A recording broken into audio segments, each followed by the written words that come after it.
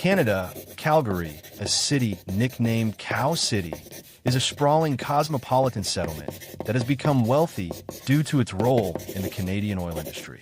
And although Calgary is both advanced and modern, this does not prevent it from being the #1 rodeo destination in Canada. And thanks to its deep-rooted agriculture, this is where the name Cow Sheep came from. It is here, in the quiet southeastern suburb of Ogden, that we meet Lisa Mitchell. Lisa was born on August 5th, 1983. She was one of two sisters. Lisa's mother, Peggy, was thrilled to have her second daughter. While the girls were growing up, Peggy took care of them both. She loved her daughters very much, but she also taught them to be independent. When Lisa turned 4, Peggy could already tell that her daughter would be unique. The girl was sociable and expressed her creative potential through art and music. In high school, the girl made many friends with whom she eventually formed a girl group. They called her the Jazz Cast. Lisa graduated with average grades, excelling in creative subjects such as art and music. After school, the girl held various positions in grocery stores and coffee shops, but most of all, she wanted to work for a company producing snow globes. This company has worked at various events, including concerts, and it would give Lisa the opportunity to meet some of her favorite musicians. Lisa soon got a job at a private restaurant located in northeast Calgary. She liked working and liked the food here, but one of the sushi chefs also enjoyed the girl's presence. This man's name was Alan Shabach, and although Alan was actually shy and introverted, he managed to start a conversation with Lisa, and from that moment on they began to get closer. To begin with, their relationship was happy, but there were also problems. Lisa's parents didn't like Alan very much because they thought he was spoiling her mood. Lisa has always been a sociable and cheerful young girl who loved to take risks. She didn't hold back her emotions. Unlike Lisa, Alan was much more restrained, more calculating, and suspicious of everything new. Eventually, these differences between the young people created cracks in the relationship, and the situation became tense. After 5 years of marriage, the couple eventually broke up, and Lisa started dating other men again. And even though she seemed to have forgotten Alan, he couldn't say the same. It was difficult for Alan to end his relationship with Lisa, and so a few months later, he reappeared in the girl's life, begging for a second chance.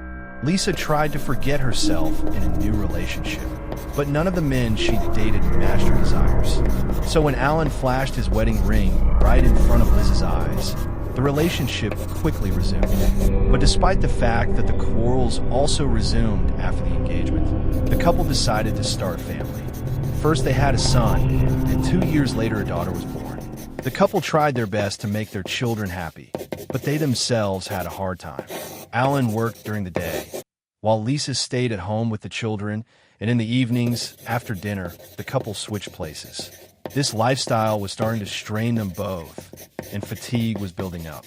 And not only did alternating work schedules take up the time the couple could spend together, but the time they could carve out often led to quarrels. The quarrels became more and more heated, fierce, and at some point escalated into a physical fight.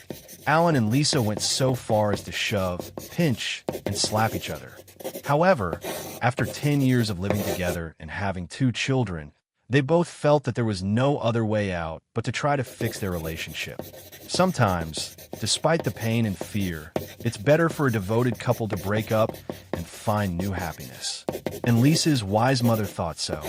She often begged her daughter to break up with Alan, to return to her, as she was always there and could offer her help and support.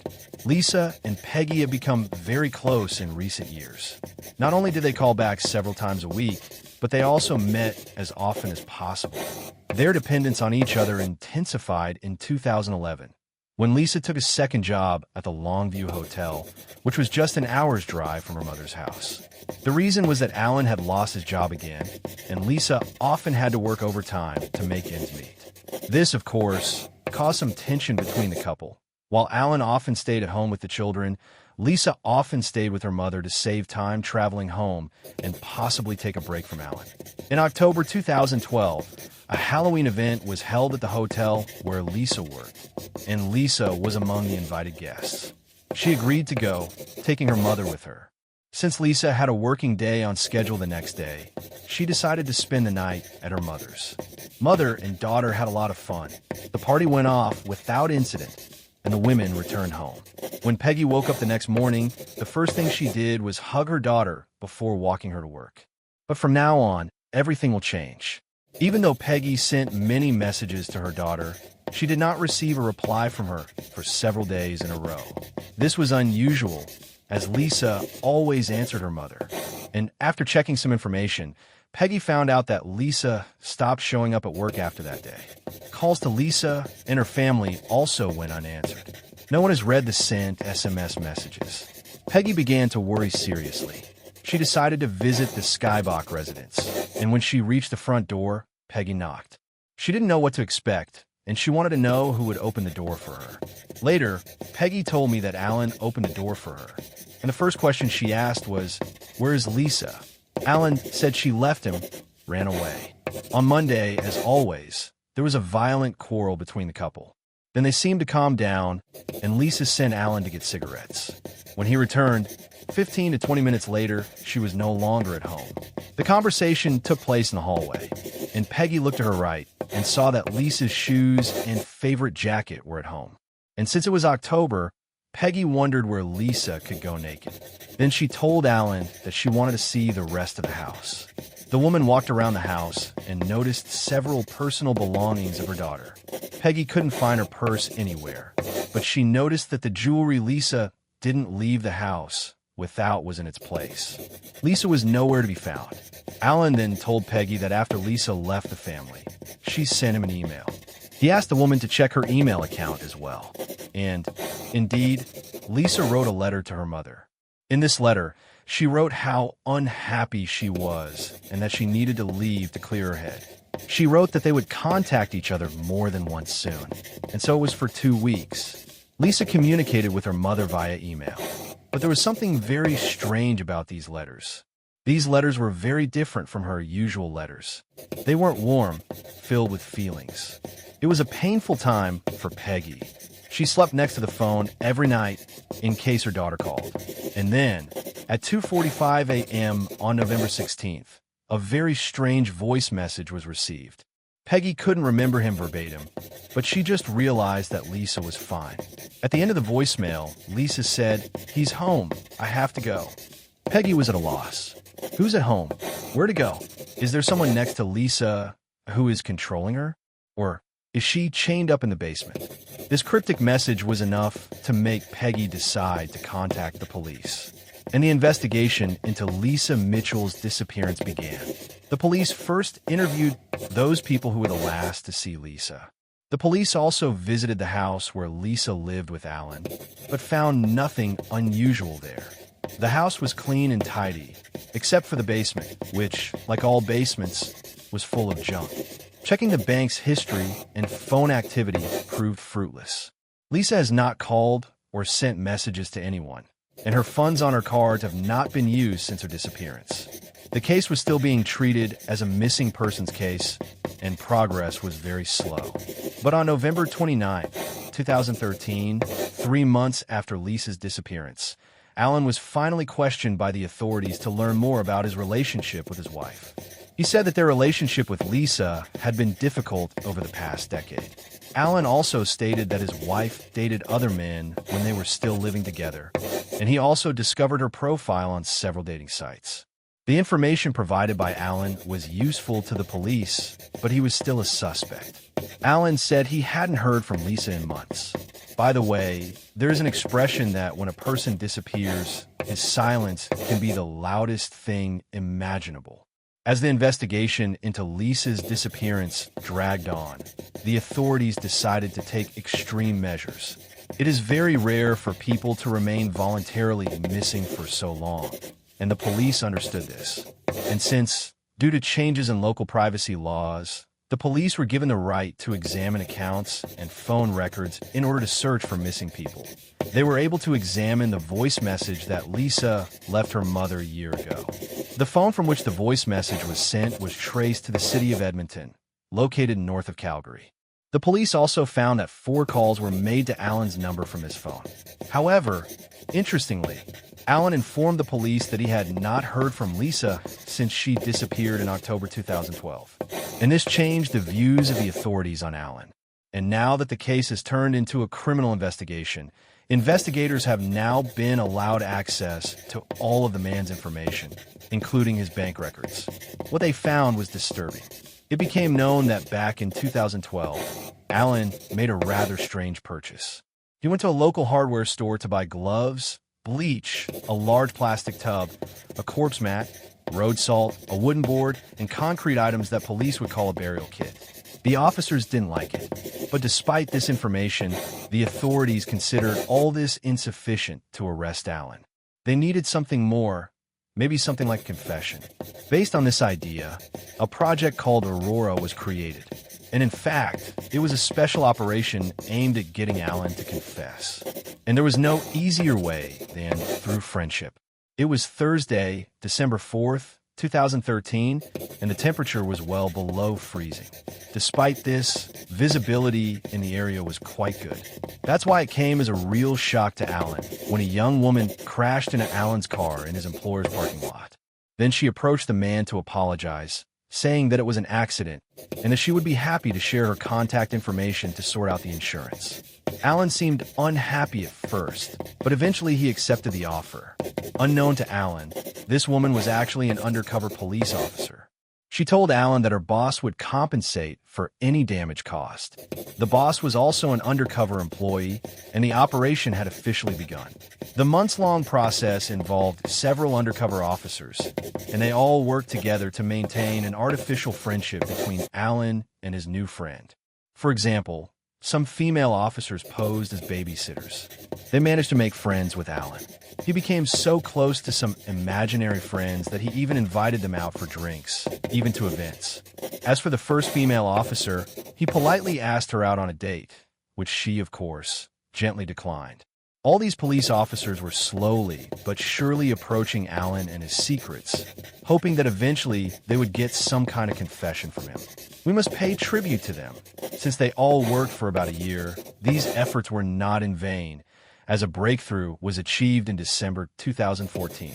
Feeling confident that a strong enough bond had been established between them and Alan, a plan was put in place to gain the long-awaited recognition. One of the officers arranged a trip with Alan to Winnipeg, more than 130 miles from home, and as they were driving in the car, Alan's phone rang. It was Officer Smith, who called from the station to inform Alan that the status of Lisa's case had changed, and now the authorities believe they are dealing with a murder, and that officers are going to his place of residence to search the house. On December 6th, 2014, almost all the details of Lisa's disappearance finally became known. Alan, who was driving with an undercover officer in the car, said he was in trouble, but did not go into details, and the officer offered to help Alan and his children disappear, and therefore brought Alan to a man who promised to help. And of course, this man was also an undercover officer. While the meeting was taking place, the police were already conducting a search at Alan's place. And, unfortunately, they soon made a sad and terrible discovery. Downstairs in the basement of the family home, in the farthest corner, filled with various junk, the police found a roughly cemented section of the wall. Into the wall, where Lisa's remains were buried with a plastic bag. Her body was covered with cat litter and salt, which meant that the decomposition of the body did not occur naturally. Lisa's remains were partially mummified. Unfortunately, Alan killed his wife, the mother of his own children. Then he hid the body under the house, in which he continued to live upstairs for 26 months with his 2 children. At a meeting with an undercover officer who promised to help Alan disappear, Skiebeck was forced to talk about the reasons why he needed to hide. He said that he and Lisa had a difficult relationship. They were either fighting or trying to make up. Alan couldn't even remember what the argument was about that night. And when they went to bed separately, he saw that Lisa had come to his bed, and he didn't know what she wanted. He just raised his hand and began to strangle the woman. He remembers holding the body while Lisa was convulsing. And then I thought I should send some text messages and emails so that everyone would think she was gone. Then he cleaned the place of Lisa's death with bleach, and for no reason 2 or 3 times to make sure that there were no traces left. So, there are several details in this case that indicate that Alan was not the smartest of the criminals. But one of his plans to conceal the crime was quite complicated. It turns out that he faked a voice message supposedly left for Peggy by Lisa. Alan stitched together several of Lisa's calls using a special program installed on Lisa's phone. All these clues and Alan's frank conversation with the fake assistant were enough for the officers to finally arrest the man. He was charged with the second-degree murder of Lisa Mitchell. It took more than 3 years to bring the case against Alan. And when arresting Alan, the authorities had to take into account his mental health, as it became known that he suffers from bipolar disorder. There is also a technical possibility that Alan was acting in self-defense, as he claimed. But in September 2017, Alan finally stood trial for Lisa's murder. The judge did not believe that he acted in self-defense, as the force he used against Lisa far outweighed the defensive action. On the other hand, the judge did not believe that Alan intended to kill his wife. Therefore, in the end, the man was not found guilty of second-degree murder. Instead, he was found guilty of the lesser offense of manslaughter, along with abuse of the body. Alan was sentenced to a short term of 7 years behind bars. However, this period was later increased to 10 years. And you see, Alan was allowed conditional early release while serving his sentence. And he was only out for 1 day. The man grossly violated the rules of staying at large. In addition, he was found to have an excessive amount of medication for bipolar disorder at home. However, Alan did not have to stay behind bars for the entire new term of 10 years. After serving only 2/3 of his sentence, the man was released from prison. He's a free man now, but he is not allowed to contact Peggy or his children. And although Alan didn't serve almost any time for Lisa's murder, he actually received a rather strange additional punishment after he found out that most of his friends were undercover cops. It really hurt him. A man is likely to struggle with trust issues for most of his life. Lisa's children live with their grandmother, Lisa's mother. Peggy says that she sees a lot of her daughter in her grandchildren and is happy to watch them grow up. She described the children as bright, sociable, and cheerful, just like their mother was. It's hard to say what happened the night Lisa was killed. Was it self-defense? Or maybe a cold-blooded murder? The only thing we can be sure of is that Lisa was taken from this world too soon. Described as a bright soul and caring daughter, she was also a loving and hardworking mother who worked 2 jobs to keep her children warm and well-fed. Unfortunately, her death means that her children are now left without a mother and father. We hope that Lisa's family will find peace and happiness moving forward. Thanks for watching. I recommend watching other stories. Click right now. Also, don't forget about the bell and subscribe to my channel.